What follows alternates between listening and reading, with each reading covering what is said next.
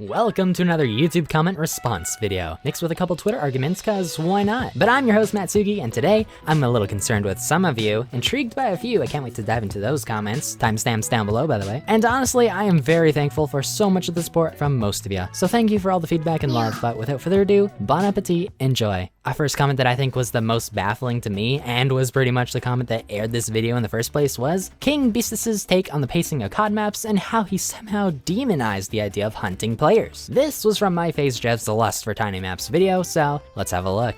I'll take. Well, at least you're a little cultured, bravo, and you have a response to back this up, right?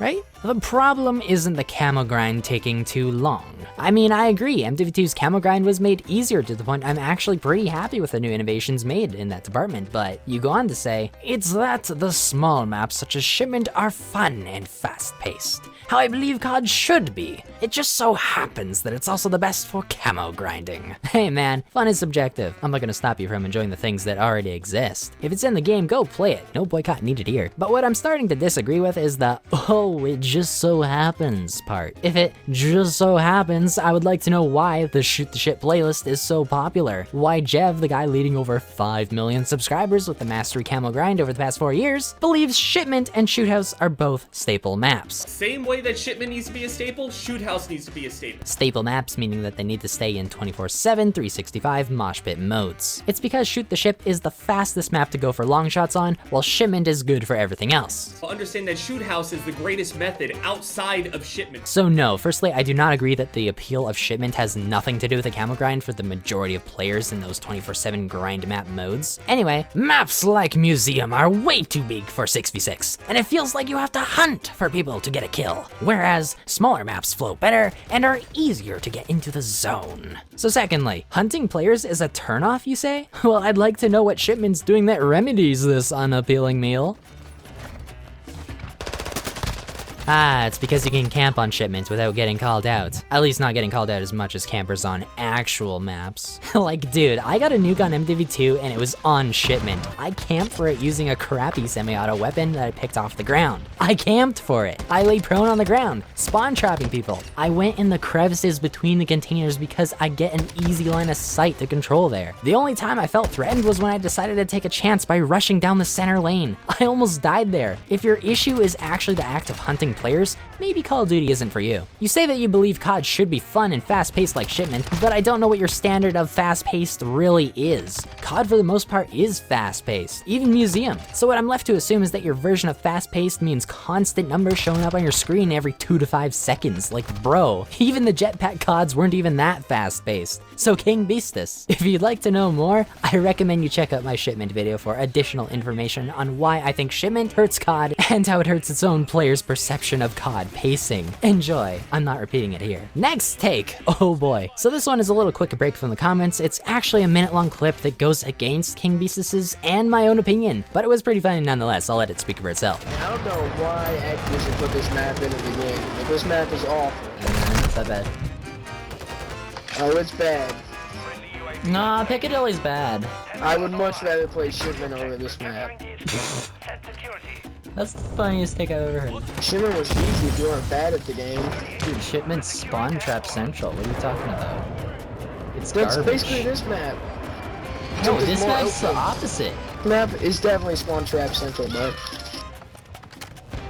Yeah, okay. This map, Museum, is spawn trap central. I think this guy was probably making conversation for the sake of it, but who knows? I thought it would be funny in comparison to King Beastus' comment, but players are across the spectrum on this map being bad for many different reasons. Like, look at this one. Yeah. Thank God that shit show was over. I don't think I've played that bad since the game came out. I mean, that was so bad. You guys dominate. Look at that! You're hip firing. No, your guys are clearly cheating. Hip firing across the map is. What? Yeah, 6 and 23. You're hit. I just saw you hip fire from like 200 yards away.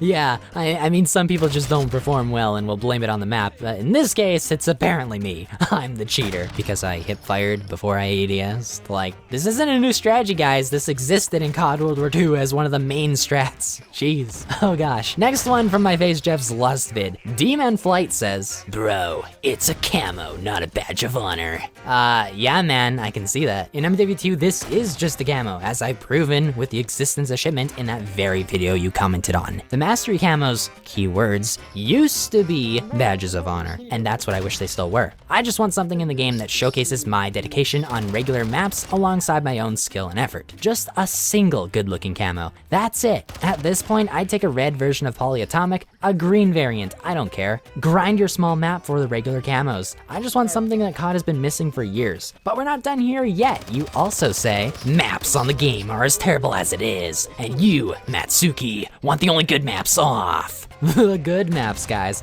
My heart just snapped into two. It's not because I spent my 20th Valentine's Day alone, guys.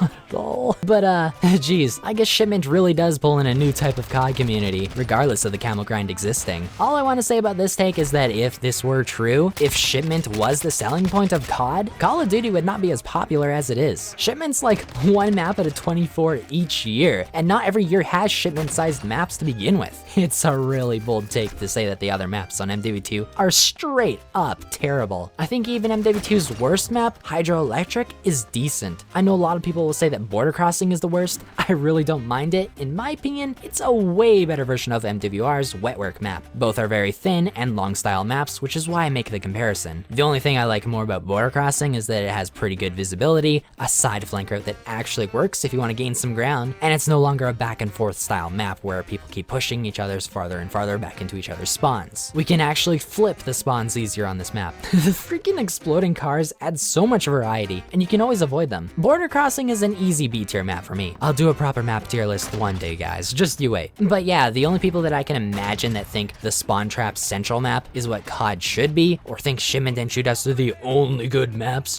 they don't play COD. They're either noobs or they're grinders. Pick your poison. Next, we got a take from Lenny, also my face Jev's Last vid. Thanks for the comment, lad. This one is one of those nice comments I get from the homies. He says, Rust, Killhouse, Dome from World at War, and Strike Zone exist as well. Apparently people forgot about the other small maps that exist. Lamau. Yeah, I will say, even Jev was kind of complaining about Dome coming to MWII in its own 24/7 playlist. I showed it in my main video, but he was complaining about doing challenges to unlock the new guns on Dome 24/7 instead of shoot the ship. And MWII's Dome is essentially the same as Strike Zone in size, like you mentioned, Lenny. And the layout's similar too. So I mean, these people just aren't satisfied unless they're playing Shipment and Shoothouse. It's so sad seeing this level of laziness. God, I hope Shipment's not in the next COD. Unfortunately, the next comment is from Twitter.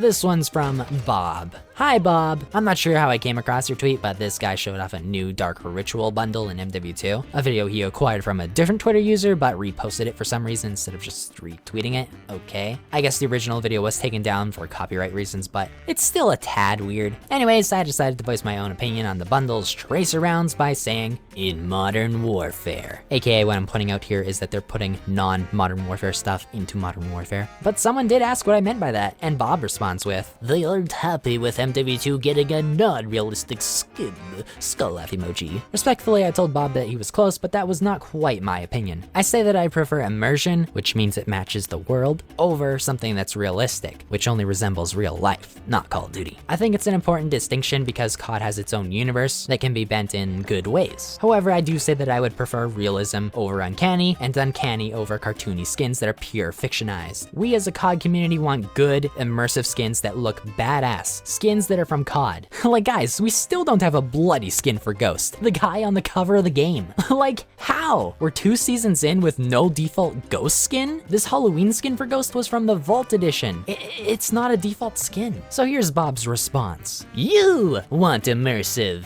G-man, it's as if I wrote the opinion. As much as people like the Task Force word-for-word skins, they also want the reactive/animated bundles, death effects, dismemberment, vibrant tracers, etc. First of all, yeah, I do see a lot of people asking for these things. The only issue I see with some of them, such as the animated blueprints and the death effects, is that they in nature are not what COD is. If you're wanting death effects and crazy cartoony animated guns, well, you're wanting a different game. You don't want COD because COD's a military style game. COD used to have a strict mil-sim aesthetic before they added character customization. As the years have gone by, character creators have been less about making a personalized soldier and more of a creator for expressing yourself as anything you want, fully ridding the game of the military genre it was known for. No more skins that change depending on the primary weapon your character holds. Say hello to the new era of naked, real-life anime-adapted titans roaming the streets carefree, with a slight draft above the knee. Grandpa fought in World War II with a ripped naked old man, no doubt about it. So what precedent does this set for the future of COD? Well, I'd say a grim one. I go on in my Twitter reply to suggest a cosmetic filter, something the user can control to disable specific categories of gear. Easy fix, everyone's happy. Or so I thought. Apparently, only buying what you want to see is offending someone because these people aren't buying skins for themselves to see. They're buying the bright, derpy skins for you to see. It's disgusting, I know. They're willing to spend 2,400 COD points on a bundle in a first-person game so their enemies can notice them. Thanks, Bob, for the brain rot response. Unhinged. Yeah, suggesting skin filters is unhinged. What kind of deranged reply is that? Fucking, oh, the skin filters is an unhinged idea that the dev studio that is clearly focused on making money would never implement. Like, this is just straight up shill behavior. Dude's encouraging the devs to sell more overpriced content for the sake of, oh, wait. You see, I actually asked him to explain why he's disturbed by my idea and how on earth not adding a skin filter would make me suddenly want to buy skins. It's not like the game currently has an outfit filter, so I must totally be buying every single skin in the game, right? Seeing skins in public matches that I dislike would totally make me want to support the game more. Nah, that's just ass backwards. His response to this was, "The Zaza's wearing off. Stop asking me to explain myself." So much for that wasted conversation. Taylo Foobs also jumped in with another brain rot take. I mean, these people have to be doing this ironically, right? Just like, how does my skin filter alternative sound like MALDING? MALDING! Being angry about a game, especially on the part of a man who is a poor loser. Huh? I'm sorry, was the conversation a video game tournament now? These two Twitter users are just spouting words at this point. MALDING and unhinged were both used in the most pitifully hyperbolic, incorrect ways. But lastly from this conversation was Twig. My dude, Twig. I am so sorry you have this take in 2023. But Twig says, arcade shooter. I was clearly talking about the aesthetics, but people for some reason confuse gameplay with the art style. Here's a lovely chart to clear things up. A response that says arcade shooter is essentially telling someone that says circles don't belong in Minecraft that Minecraft is a survival game, so it should have circles.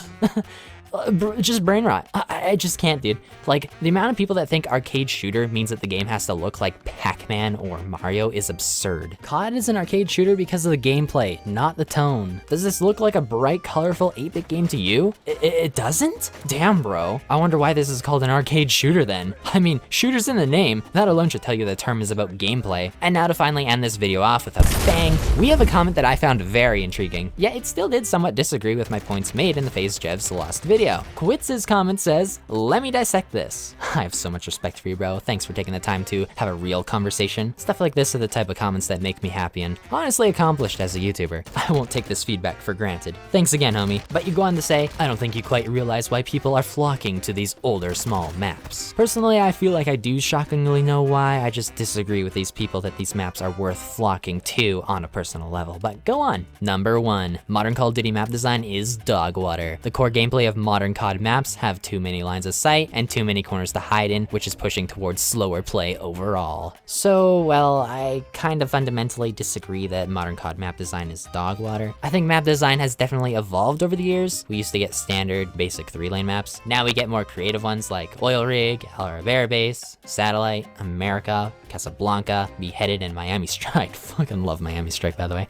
And sure, there's a fair share of horrendous maps mixed in there too, like Piccadilly, Garrison, and subpens, but they're far and in between. Even older CODs have maps that were widely disliked, like Ghost's Chasm or MW3's Downturn. Personally, I think the corners are rarely a problem on most maps, unless you're just rushing straight down mid without a care in the world. Most maps are very easy to maneuver. They just take a bit more learning than Shipment, Nuketown, and Shoot House. Number 2, movement. The feeling of a map heavily comes down to the movement of your character. The same way map philosophy has changed, the movement has too. In Cold War, it was stiff and clunky, and in the MW style games, it's a lot looser. But either way, it leads to the same problem, the pace. Modern COD games are much slower, that not only is it visible, but they wanted it this way. They said it themselves. This leads to middling maps that would be fine in older CODs to feel big and unenergetic, but it stops the kill, die, repeat cycle that COD started in the first place. Oh, lots to unpack here. I'll start with the movement speeds. Yes, Cold War feels stiff, while the newer Modern Warfares feel looser, but I don't necessarily think that they're that slow. I've played a bit of COD 4 MW, the remastered one, and even then, it feels like it takes an eternity to cross a map as older CODs had limited sprint. Sure, like later CODs got unlimited sprint options, but I'm not sure if I can argue that they're faster paced due to the movement. Like for example, my score per minute in 2022's Modern Warfare 2 is above a 300. Back in 2016's MWR, it's a 201 score per minute.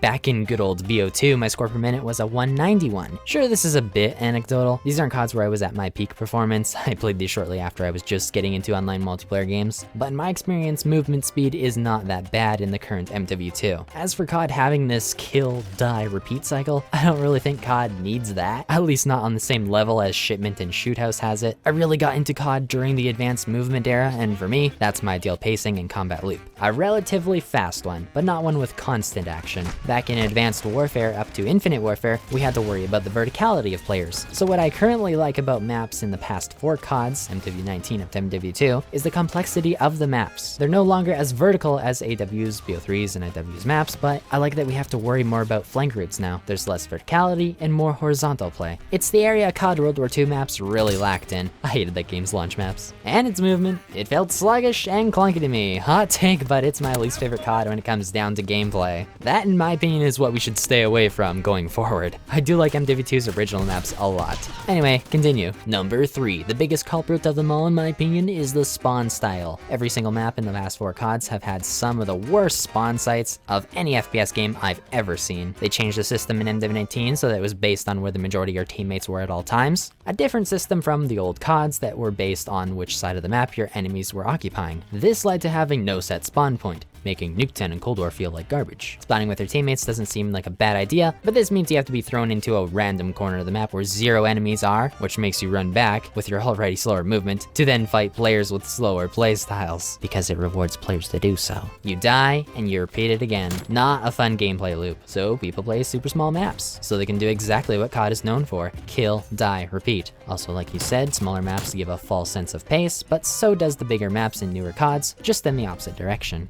So this was actually my favorite part of the argument. The same way Shipment gives a false impression of COD pacing, so do the bigger maps in the opposite direction. Really neat concept here. I could kind of agree if we're talking about maps like Ania Palace. That thing was just a mess for 6v6. But personally, what I think that's wrong with MW19's maps is the deep main spawn areas. Arklog Peak has such a huge area behind this barn that's unused. Same with the opposite side behind this walled off area. And also behind the ruins, there's another unused clearing. They can create kind of unique areas in hardpoint game modes, but in the main modes people play like TDM and Domination, they are more of a detriment to the map. You, Quits, mentioned how the spawns are so bad that you'll spawn far away from the action, so far that it takes an eternity to get back into the fight, and once you do and potentially die, it becomes a spawn, run, die, repeat simulator. A hiking sim. But I bring these deep spawn areas up because I feel like they do sometimes add to that aggravation you have. What the MW19 devs did say was that they were adding these safe places back before MW19 came out. Our maps are a little bit more porous, and we want those players to have a safe place to take their time. We don't want someone who's lower skill to have a bad experience. We want someone who's higher skill to have a bad experience. Safe places could mean almost anything, as the devs never specified what they actually were. However, the COD community actually changed safe places into safe spaces, like little crevices, nooks, and crannies. But little did they know nooks and crannies existed on old maps too.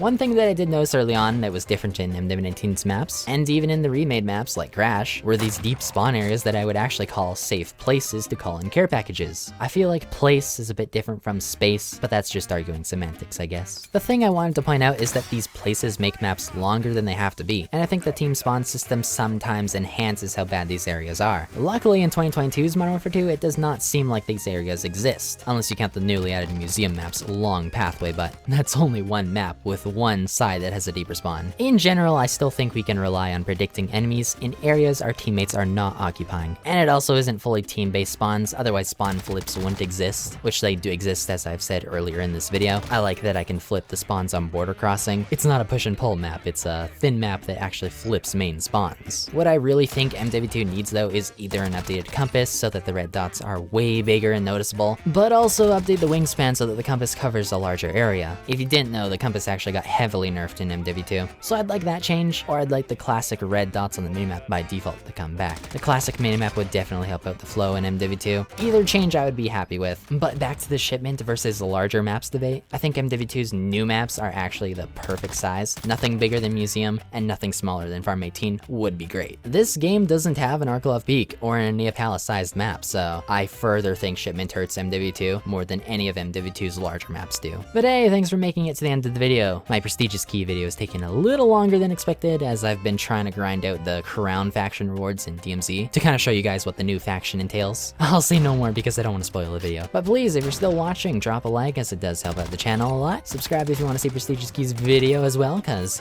oh man, I can't wait to deep dive into that one too. I'll see you all in the next one. Peace out, homies. You know, because I think when you're at the extremes where hardcore players are just playing against other hardcore players, you know, it's a little bit too sweaty and they're not having fun.